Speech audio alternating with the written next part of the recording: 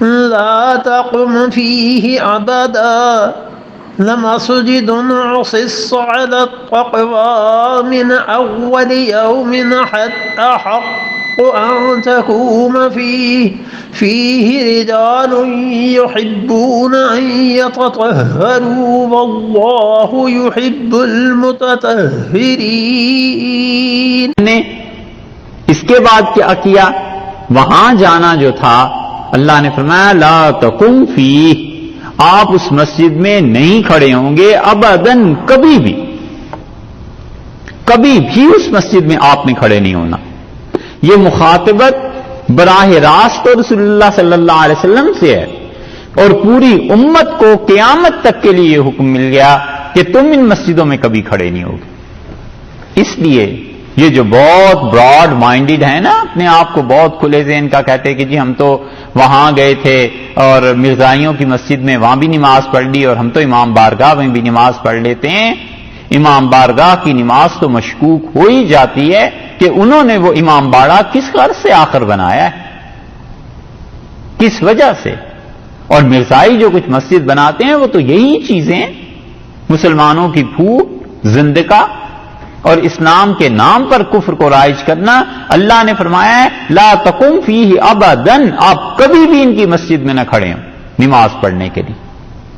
اس کا مطلب یہ ہے کہ پوری امت کے لیے ممانعت ہو گئی ہے کہ جو مسجدیں اس طرح کی بنائی جاتی ہیں خبردار جو کبھی وہاں نماز پڑھی. اور رسول اللہ صلی اللہ علیہ وسلم جب یہ حکم اترا تو آپ نے تبوک سے واپسی پہ حضرت مالک بن وخشم صحابی تھے رضی اللہ عنہ، اور اس پہ معان رضی اللہ عنہ، ان دونوں صحابہ رضی اللہ عنہ کو بھیجا اور آپ نے فرمایا اس مسجد کو توڑ دو اور آگ لگا دو. ان دونوں اللہ کے بندوں نے جا کے وہ جو بھی چھپر انہیں ڈالا ہوا تھا توڑ پھوڑ کے برابر کر دیا اور اسے آگ لگا دی. اللہ نے یہ فرمایا ہے کہ دیکھیے یہ مسجد اس قابل ہی نہیں. لمسجد، یہ لام جو ہے نا یہ قسم کا ہے، اوپر اللہ نے قسم کھائی کہ یہ جھوٹے ہیں، یہاں قسم کھائی ہے لمسجد، قسم ہے ہمیں. ایک ترجمہ یہ کیا گیا کہ قسم ہے، اسی لیے اس کو کبھی کبھی کہہ دیتے ہیں کہ تحقیق یعنی پکی بات ہے. لمسجد، وہ مسجد اسس علی التقوی جس کی بنیاد تقوی پر رکھی گئی ہے، من اول یومن، پہلے دن سے متقی لوگوں نے اس کی بنیاد رکھی ہے. احق کو وہ واقعی اس قابل ہے کہ ان تقوم فیہ، کہ آپ اس مسجد میں کھڑے.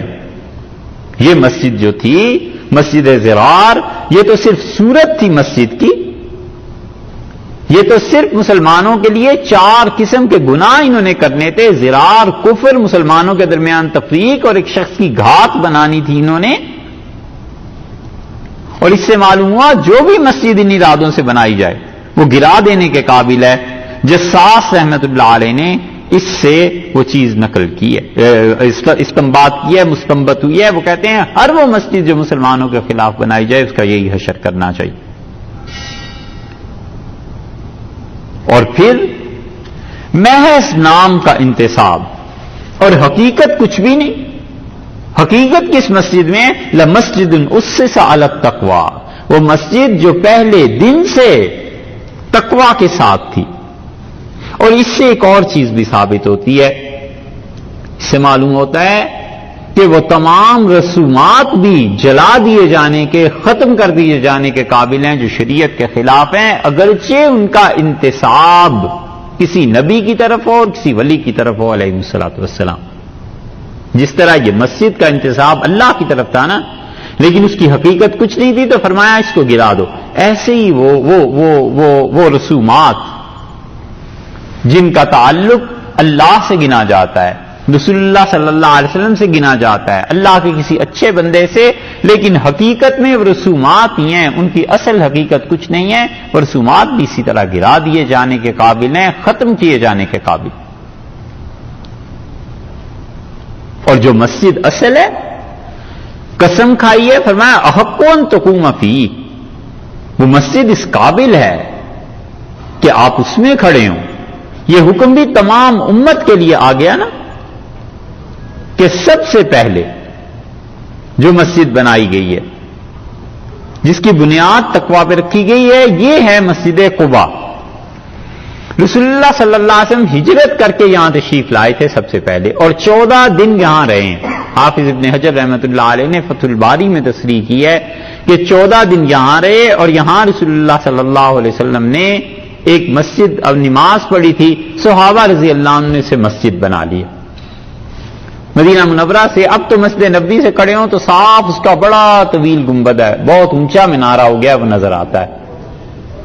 یہ 3-4 میل کے فاصلے پر ہے، اور رسول اللہ صلی اللہ علیہ وسلم ہمیشہ ہفتے کے دن یہاں جایا کرتے تھے پیدل، اور واپس آتے تھے۔ فقہا نے اسی لیے لکھا ہے مسائل میں کہ جب مدینہ منورہ حاضری ہو تو چاہیے کہ اس مسجد میں پیدل آنا جانا ہو جائے تاکہ اس حدیث پر عمل ہو جائے۔ اور رسول اللہ صلی اللہ علیہ وسلم نے فرمایا یہاں پر 2 رکعتیں پڑھنا، اس کا ثواب ایک ایسے عمرے کے برابر ہے جسے اللہ نے قبول فرما لیا۔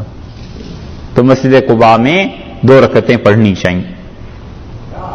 ہجرت سے پہلے چونکہ قیام رہا ہے، تو ارشاد فرمایا اللہ تعالی نے کہ مسجد ضرار کی بجائے مسجد قباء میں نماز پڑھیے۔ اور فقہا نے متعدد مسائل اس ایک آیت سے ثابت کر کیے ہیں۔ وہ کہتے ہیں کہ اس کا مطلب یہ ہے کہ بعض عمارتیں نماز کے لیے بعض عمارتوں سے اچھی ہوتی ہیں، جیسے جامع مسجد ہے جہاں زیادہ لوگ آتے ہیں، جہاں زیادہ مسلمانوں کا اجتماع ہو وہاں نماز پڑھنا زیادہ ثواب کی بات ہے، ایک بشرطے کہ اپنے محلے کی مسجد ویران نہ ہوتی۔ اسی طرح انہوں نے کہا بعض جگہیں ایسی ہیں جہاں پر نماز پڑھنا ممنوع ہے، نہیں پڑھی جا سکتی، جیسے یہ مسجد ضرار ہے۔ اور اسی پہ قیاس کر لیا جائے منافقوں اور کافروں کی ان عمارات کو جنہیں وہ مسجد کا نام دیتے ہیں۔ اور قباء کی تعریف فرمائی کہ اس سے الگ تقوی، یہ مسجد قباء جو ہے پہلے دن سے اس کی بنیاد تقوی پر رکھی گئی ہے۔ من اول یوم احق ان تقوم فیہ، آپ اس میں کھڑے ہوں یہ زیادہ حق ہے۔ اس سے معلوم ہوتا ہے کہ جب بھی آدمی مدینہ منورہ حاضری ہو وہاں مسجد قباء میں جائے اور نماز پڑھے، اللہ نے فرمایا ہے کہ تم یہاں پر کھڑے ہو۔ فیہ رجال، اس میں ایسے نمازی ہیں، ایسے مرد ہیں، یحبون، جو یہ چاہتے ہیں پسند کرتے ہیں، ان یتطہروا، کہ وہ خوب پاک رہیں، بہت زیادہ پاک رہنے میں وہ خوشی محسوس کرتے ہیں۔ بحث اس پہ ہوئی ہے کہ کیا یہ مسجد قباء کے ساتھ مخصوص ہے یہ آیت، کہ کوئی اور مسجد بھی مراد ہو سکتی؟ تو فقہا کہتے ہیں کہ اللہ تعالیٰ نے یہاں مسجد کا نام نہیں لیا اور صاف بیان کیے کہ ایک تو اس کی بنیاد تقوی پہ رکھی گئی ہے، دوسرے وہاں کے نمازی ایسے ہیں جو خوب پاک رہنا پسند کرتے ہیں۔ تو وہ کہتے ہیں دنیا میں جہاں بھی یہ 2 چیزیں جمع ہو جائیں گی کہ وہ مسجد جس کی بنیاد تقوی پر ہو اور وہاں کے نمازی طہارت کو خوب اچھی طرح پسند کرتے ہوں پاک رہنے کو، اسی مسجد میں یہ حکم آ جائے گا۔ وہ کہتے ہیں دنیا میں کسی خطے میں بھی مسجد بنائی جائے، اللہ تعالیٰ نے کہا اس میں کھڑے ہو، اس میں نماز پڑھو، ثواب تمہیں زیادہ ملے گا۔ کیوں؟ اس لیے کہ بانی مخلص ہے، بنیاد جنہوں نے رکھی ہے ان کا اخلاص ہے، ان کا تقوی ہے۔ رائے بریلی میں مسجد ہے جو سید صاحب رحمۃ اللہ علیہ کے زمانے سے بھی پہلے کی بنی ہوئی ہے، اور رمضان میں کئی مرتبہ بارہا 2-3 برس ہم یہ دیکھتے رہے، کوئی بھی آ کے مولانا ابوالحسن علی ندوی رحمۃ اللہ علیہ کہتا تھا کہ حضرت مسجد میں خوب رونق ہو رہی ہے، لوگ آ رہے ہیں، نمازی آ گئے بہت زیادہ، اعتکاف میں آ گئے 200 آدمی 300 آدمی ہو گئے۔ ہمیشہ ایک ہی جواب سنتے رہے، فرماتے تھے بانی کا اخلاص، اور کبھی فرماتے تھے تقوی پہ اس کی بنیاد رکھی گئی۔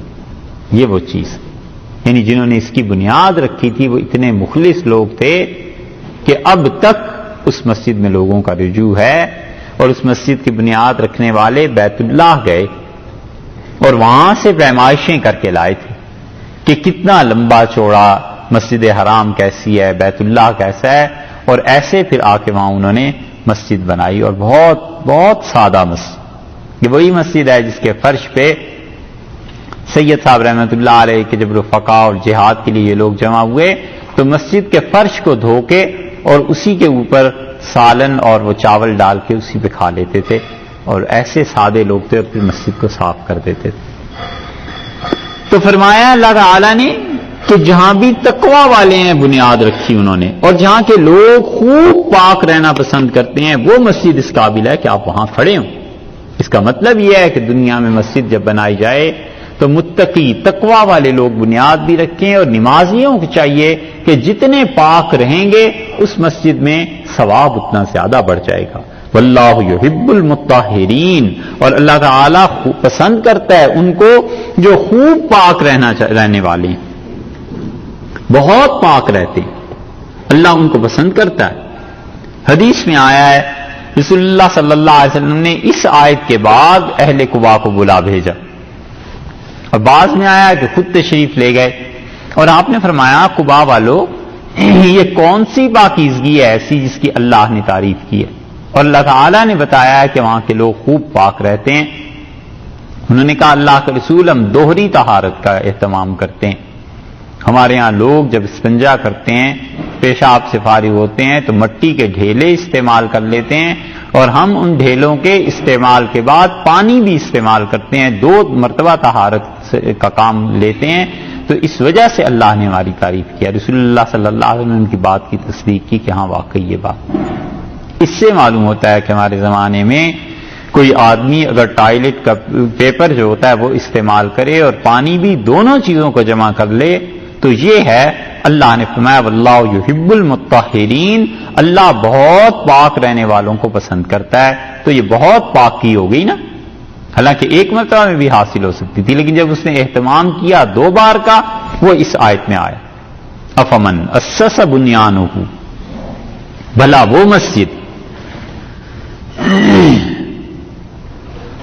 اس سے معلوم ہوتا مسجد قباء کی فضیلت بھی آ گئی. اچھا